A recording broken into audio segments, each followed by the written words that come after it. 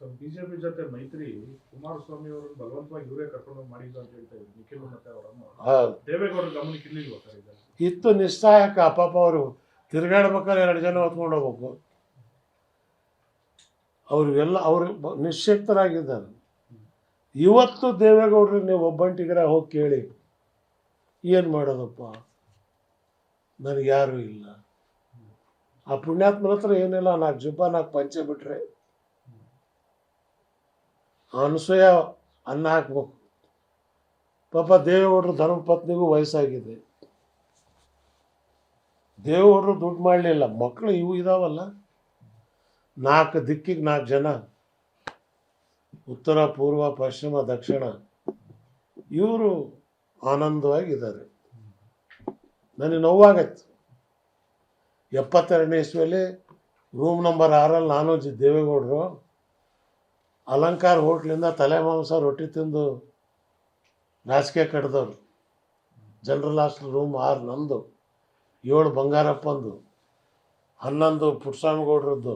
ದೇವೇಗೌಡರು ನಾನು 4 ವರ್ಷ MLC ಬಿಟ್ಟು ಯಾಕೆ ಹೋದೆ? ಕುಮಾರಸ್ವಾಮಿ ಹೋಗಿಲ್ಲ.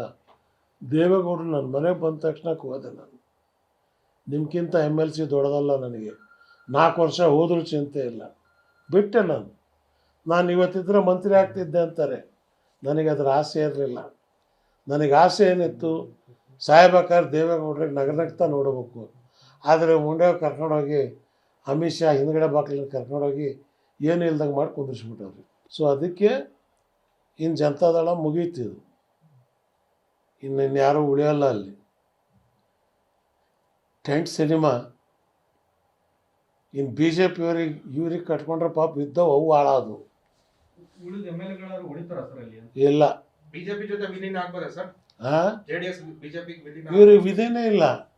ಈಗ BJP ಲವ್ ಮಾಡಿದ್ದಾರೆ, ಈಗ ಬಸ್ ಸ್ಟ್ಯಾಂಡ್ ಬಸ್ವಿ ಆಗಿದ್ದಾರೆ, ಹೋಗ್ಲೇಬೇಕು ಇವರು. ಬೇರೆ ಅವ್ರದ್ದು ಏನಾಯ್ತು? ಅವರು ಅಷ್ಟೇ ಬಸವಣ್ಣ ಸಿದ್ಧ. ಏನಾದ್ರೂ ನಮ್ಮ ಜೊತೆಲಿ ಬಂದ್ರೆ ಉಳ್ಕೋತಾರೆ, ಇಲ್ದ್ರ ಮುಂದೆ ಅವರು ಇಲ್ಲ. ಈಗ GT ದೇವೇಗೌಡರು ಏನು ನಿಮ್ಮ ಒಂದು 3ನೇ ರಂಗಕ್ಕೆ ಕರ್ಕೊಂತಾ ಇದ್ದಾರಾ ಅಥವಾ? GT ದೇವೇಗೌಡರು ನಾವು ಮಾತಾಡ್ತಾ ಇದ್ದೀವಿ. GT ದೇವೇಗೌಡರು ಅನುಭವ ಇರ್ತಕ್ಕಂಥ ರಾಜಕಾರಣಿ. ಯಾರೂ ಇಲ್ಲದೆ ಇದ್ದಾಗ ಅವರು ಶಕ್ತಿ ಇದೆ ಮನುಷ್ಯ. ಸಿದ್ದರಾಮಯ್ಯ ವ್ಯಕ್ತಿಗತವಾದಂಥ ರಾಜಕಾರಣಿ ಮಾಡಿದಂಥದ್ದಲ್ಲ, ವ್ಯಕ್ತಿ ದ್ವೇಷ ಇಲ್ಲ ಮನುಷ್ಯನಲ್ಲಿ. ಸಿದ್ಧಾಂತಕ್ಕೋಸ್ಕರವಾಗಿ ಆ ಸಮಾಜನ ಕಟ್ಕೊಂಡು ಹೋರಾಟ ಮಾಡಿ ಬಂದಿರತಕ್ಕಂಥವ್ರು. ಆದರೆ ಅವರಿಗೂ ಕೂಡ ಕುಮಾರಸ್ವಾಮಿ ಮೂಲೆ ಗುಂಪು ಮಾಡಿಬಿಟ್ರು.